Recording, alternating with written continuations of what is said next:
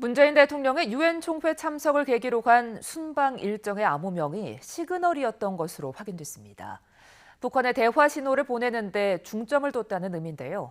북한이 화답하듯 연이어 종전선언에 유화적인 메시지를 낸 데 대해 청와대는 반색하면서도 신중한 입장을 이어가고 있습니다. 백종규 기자입니다. 유엔 총회에서 종전 선언을 다시 제안하며 국제사회에 한반도 평화 지지를 호소한 문재인 대통령.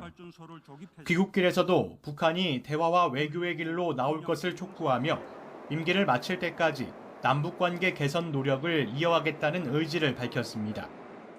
결국은 북한도 대화와 외교의 길을 선택하는 것이 북한에게 유리하다고 판단할 것이라고 믿습니다. 남북관계 진전을 위한 문 대통령의 구상은 순방 암호명에도 고스란히 담겨 있었습니다.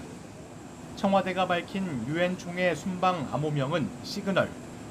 유엔 총회 준비 과정에서부터 북한에 대한 메시지를 전달하는 데 중점을 뒀다는 의미로 해석됩니다. 또 한반도 평화 프로세스 재가동의 시작을 알리는 신호라는 의미도 담긴 것으로 보입니다. 이런 가운데 문 대통령이 내민 대화의 손짓에 북한 김여정 노동당 부부장이 연이어 유화 담화로 화답하면서 청와대 내부에서는 관계 개선에 대한 희망 섞인 기대감이 감지됩니다. 다만 섣부른 언급은 자제하고 있습니다. 청와대 관계자는 남북관계 복원과 발전을 위해 노력을 이어간다는 일관된 자세를 유지하고 북한 담화 내용을 면밀하게 분석하고 있다는 신중한 입장을 밝혔습니다. 북한이 그동안 예측하기 어려운 행보를 이어온 만큼 차분하고 냉정하게 대처하겠다는 판단입니다.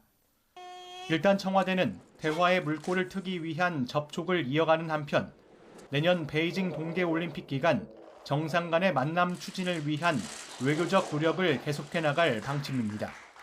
중국은 올림픽을 그렇게 성공시키기 위해서 어떤 형태로든지 선한 영향력을 가지고 이 문제를 푸는 데 역할을 하지 않을까라고 하는 그러한 기대가 있는 것입니다.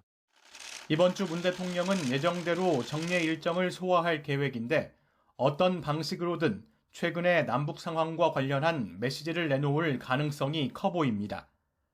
YTN 백종규입니다.